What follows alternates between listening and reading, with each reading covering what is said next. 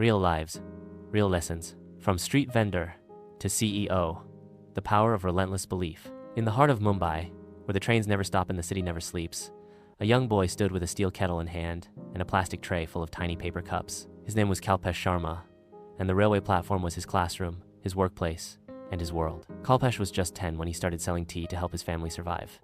There was no time for toys, books, or a typical childhood. His life was about dodging crowds, shouting above the train whistles, and earning just enough to bring home a few coins.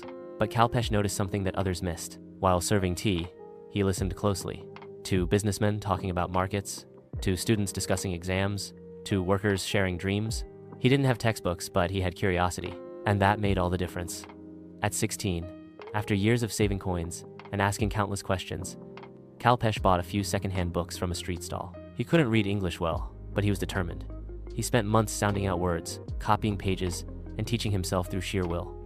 By 18, Kalpesh was fluent. He knew about marketing, branding, and entrepreneurship not through school, but through grit. He decided to start small, a mobile accessory stall at the edge of the same railway station. It was modest, but it was his. Then, tragedy struck. One night, after a long day, his stall was robbed. Everything, his inventory, savings, even his borrowed charger was gone. Kalpesh sat in silence on the same ground he once stood so confidently on. That night, he cried not just from loss, but from frustration. But in that moment of defeat, something sparked.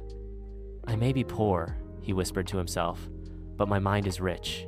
He began again, this time online, using a borrowed laptop and patchy Wi-Fi. Kalpesh taught himself digital marketing and e-commerce. He failed again and again. Orders didn't ship. Customers didn't trust him.